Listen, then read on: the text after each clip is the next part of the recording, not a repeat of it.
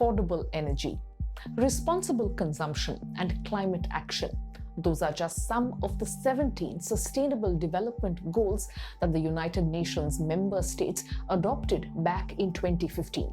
Their aim to make a sustainable world for everyone and everything that exists on our planet. The goals are lofty and progress is slow, but many communities and ecosystems are benefiting from projects that are geared towards sustainable development. Today, we'll introduce you to some of them and the people working to make them possible. Hello and welcome to Eco India. I'm Sanuta Raghu. By April 2018, all villages in India were at last connected to the national grid, with the hope of receiving electricity for at least a few hours a day. But last-mile challenges in implementation have meant that parts of rural India don't have access to this electricity yet. A renewable energy expert and innovator in West Bengal is channeling the abundant solar energy available in the region into lamps that light up the lives of people who are yet to use electricity.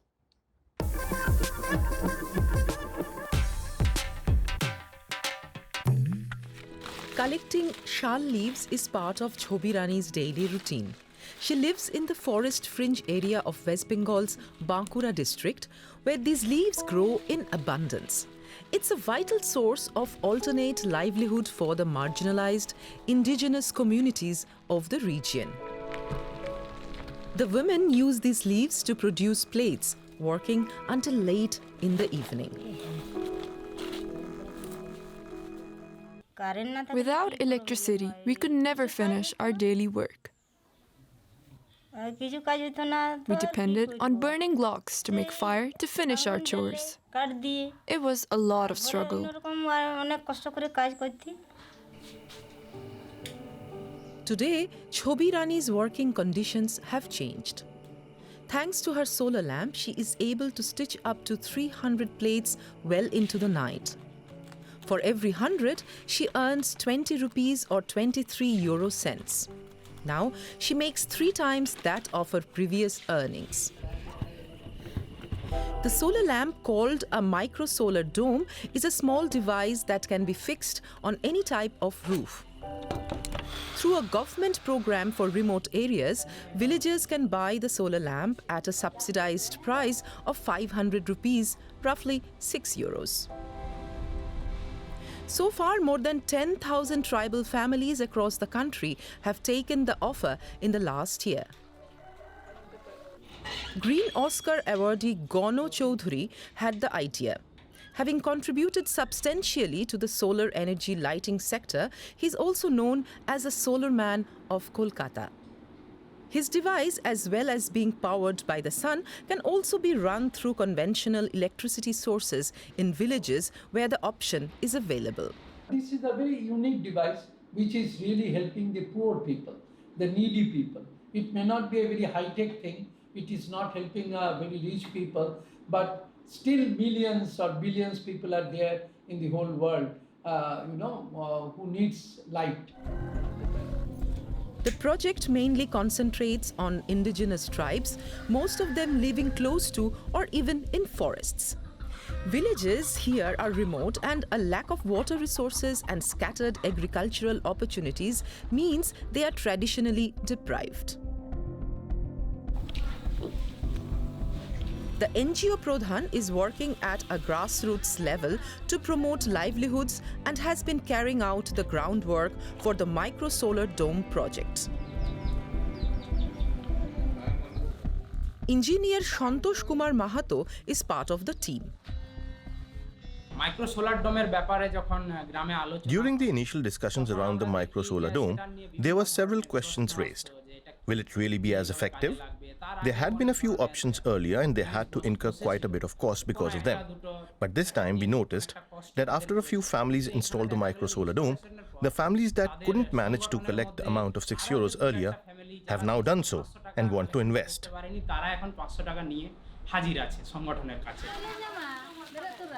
The installation for these solar lights is carried out by the communities themselves. It ensures income generation through general maintenance, and the dome's batteries need replacing every 2.5 years. The demand is rising, and it's not just for light.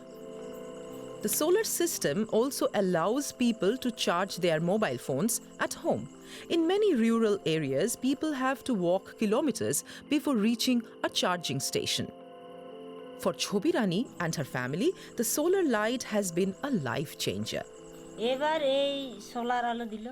gave us solar lamps. Thanks to them, we're able to work in peace. Whether it's cooking or stitching leaves, which has always been my job, I'm able to do them well now. My son is also able to study. Like Chobi Rani, many women in her village invested in the environmentally friendly light, and none of them has regrets.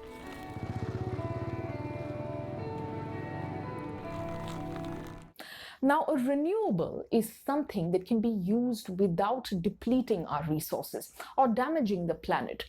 But we can also prevent damage by creating products that are sustainably made and once used can be sustainably disposed of. In Germany, businesses are starting to look towards the cradle-to-cradle concept, creating a complete circular economy for every product they create. This means there's no waste left behind. Let's see how this is being done.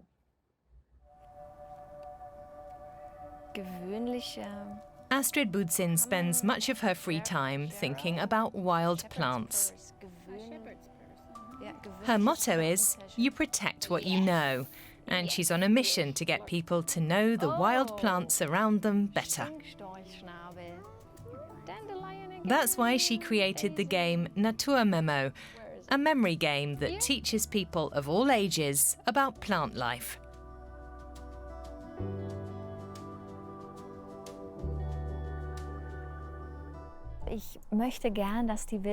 I would really like wild plants to be part of our lives again.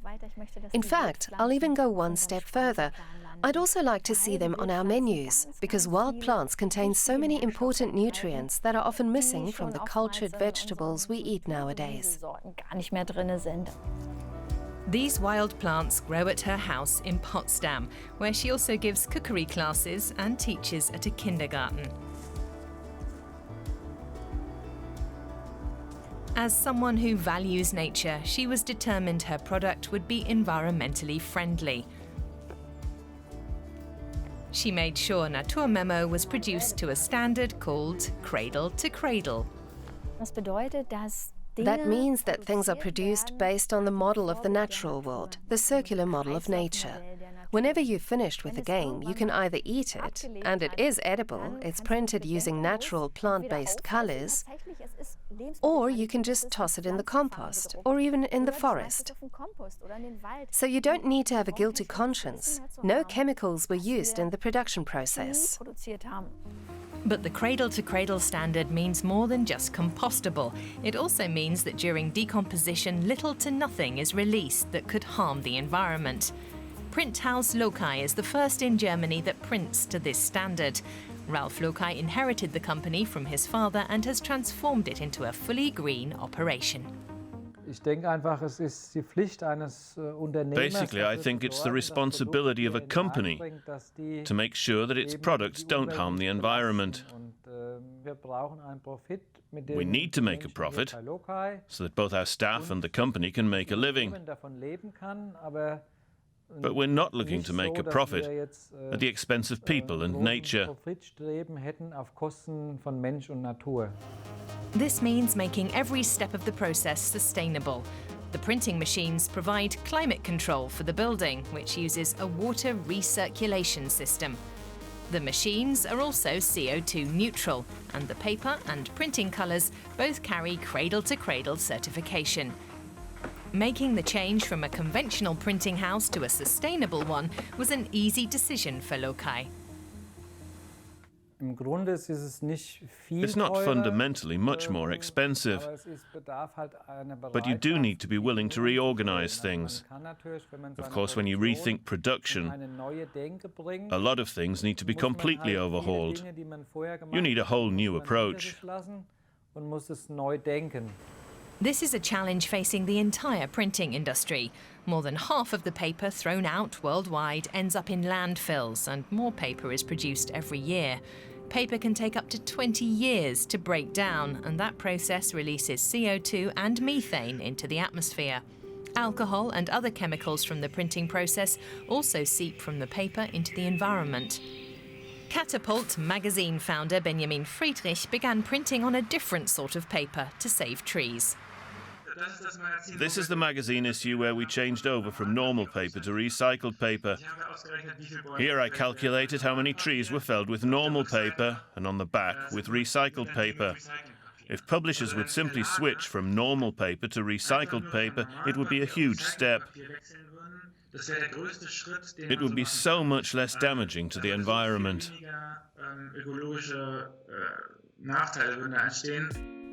It's a viable solution for big publishers. The switch is simple, and Catapult says it costs them less than 1% more to use recycled paper.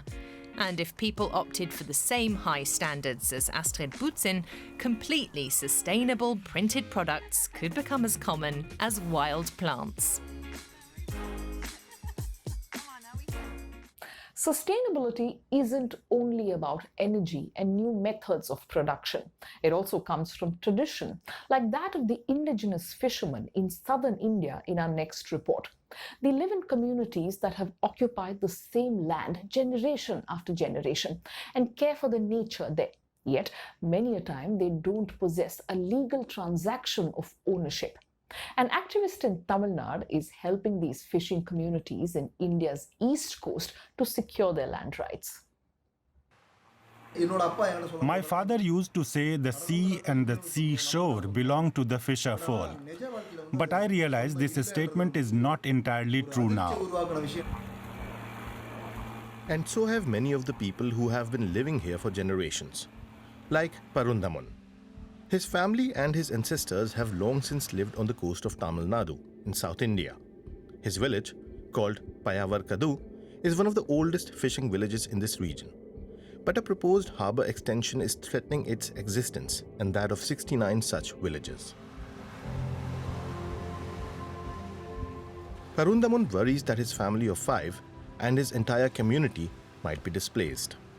Their fishing grounds would also be under severe threat from soil erosion and water contamination. If they build industries and develop an uninhabited area without harming the environment, then that is true development. Here they are affecting so much, and the local people are not even benefiting in any way. For the profit of one company or individual, they are willing to sacrifice the livelihood of almost 50,000 people. Less than 10 kilometers from the village, one of India's biggest corporations, the Adani Group, which mines coal among other activities, has announced a €5 billion plan to extend the harbour. They say will improve trade routes here. The group acquired the land from local government, whose records define these grounds as unused wasteland. And despite having lived here for countless generations, the fishing community has no way of officially proving it.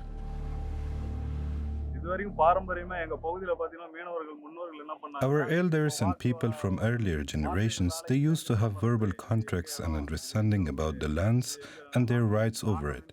But these kind of oral contracts mean nothing now.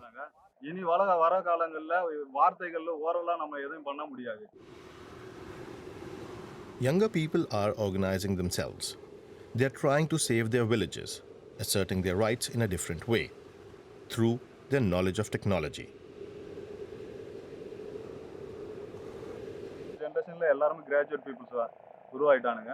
So the current generation of youth who are graduates have learned how to use GPS systems and create maps that reflect how land is actually used here.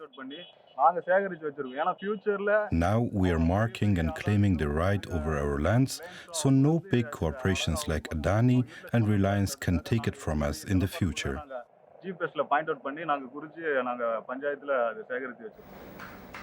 Saravanan, a fisherman turned activist, heads this movement. He comes in once fishing communities have marked out their land through the GPS systems and combines this with governmental maps and historical records. He then works to get the local government to officially recognize the community's use of the land and their right to it. I heard about mapping and how maps are used to define spaces and land use. I immediately came to my own village, called everyone together to see how to map and define our own area. First, நம்ம ஊரை வந்து பதிவு பண்ணி ஆகணும் அப்படின்ற ஒரு கட்டாயத்துல எல்லாரையும் கூப்பிட்டு அப்பதான் பதிவு பண்ண ஆரம்பிச்சேன். Over the last 6 years, the team has mapped over 200 villages. They shut down a power plant after litigations based on their maps provided evidence as to how the plant was harming the local ecosystem. They hope the same will happen to prevent the current port's expansion plans.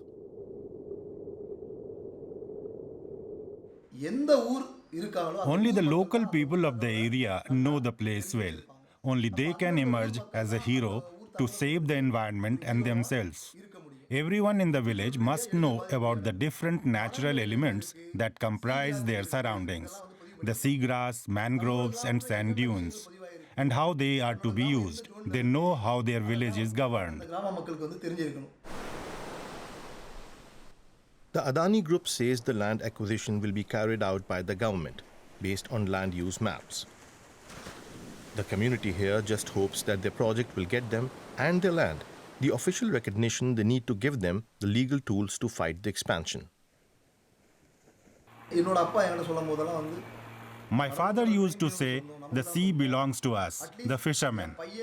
At least by the next generation, when it is my son or daughter's time, I hope my father's proverb comes true.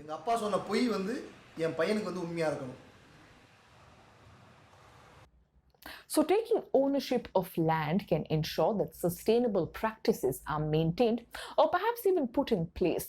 If we were to look at agriculture, for example, chemical fertilizers have changed the natural soil chemistry over time, making the practice unsustainable. But farmers can choose instead to use sustainable practices like organic farming to help renew the soil and make it suitable for repeated and varied use. A group of young farmers in the mountainous region of northwest Albania is doing just that. Alcyon Lama takes lots of photos. The mountains of northeastern Albania are so beautiful. He works for PPNEA, the country's largest environmental NGO. He promotes sustainable farming practices for the sake both of nature and local people, so they can make a decent living and choose not to leave. This is the Koritnik Massif. At its foot, Zia Keshi has a market garden. He grows fruit. His operation could inspire others to follow suit, especially young people. He cultivates berries. Traditionally, people gathered wild ones in the mountains.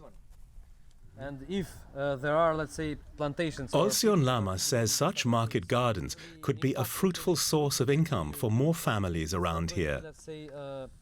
Zia Keshi worked for several years in Italy. He saved up some money, came home and began farming. He started with aronia berries 5 years ago, before branching out. His venture is proving to be a success. In July, his products were certified as organic by an agency in Germany. And that's something he's very proud of.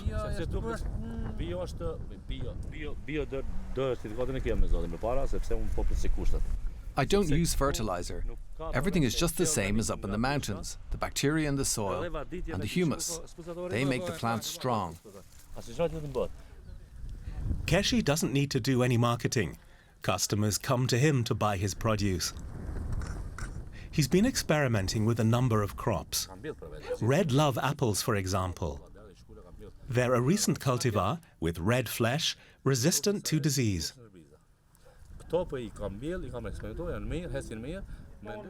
And goji berries from China. They thrive here too. Keshi also sells cuttings to those who want to emulate him. Osion Lama would love to see others do precisely that. He collaborates with local foresters, veterinarians and agronomists. They advise smallhold farmers in the mountains, for example, on how to get a bank loan, purchase livestock, or set up a market garden.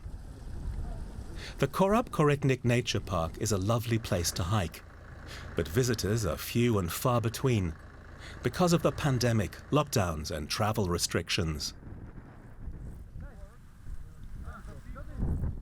The people and flocks who live here are pretty much alone. Amri Fida is a shepherd. He has a hard time making a living, but unlike many of his contemporaries who go abroad, he wants to stay.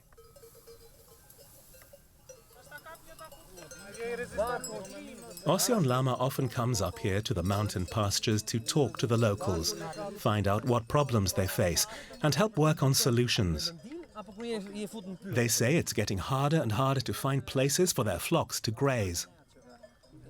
The numbers of the sheep is decreasing every year, and let's say the shrubs have taken over the pasture lands, the pasture area, which is the main problem, that they are losing a significant part of the pastures. It's a vicious circle. Amri's family spends the summer months up in the mountains. They spend the winter down in the village. Amri's mother doesn't need to worry about her son. He learnt everything he knows from her. He knows he doesn't lead a comfortable life like people in the city. But he also knows that he has a lot more than his family did 100 years ago. Of course, I would like to have a big car. But you have to make a choice. If you love this kind of life up here, as I do, then you can't go and live in a big city. Still, it's tough tending sheep or growing crops here. And our aim for the next year is that we need to, let's say, support these activities and these families in order that they can, let's say, profit from this activity that they are doing. This is the main thing. It's often easier to make money abroad than to continue farming here. The area might be beautiful, but without jobs or prospects, young people will continue to go away, far away. Now, a street artist in Paris wants us to be mindful of the waste we throw out every day. She creates works of art out of garbage to have people be face to face and understand the impact of all that is trashed in the bin. Let's take a look. Oversized sculptures looking good enough to eat block the sidewalk, where passers-by can stumble over them. Street artist Lorca makes installations out of junk. She set up her workshop in a suburb of Paris. This is where she prepares her projects. She got the idea for her Eat Me series from the many discarded mattresses she'd seen. You see old mattresses everywhere. With me, it's almost become an obsession. I absolutely had to develop a concept that had something to do with them. Lorca studied art at the Sorbonne University in Paris and developed an interest in waste products of all kinds. Our consumerist and throwaway society is the central theme of her works. Trash is transformed into a piece of cake.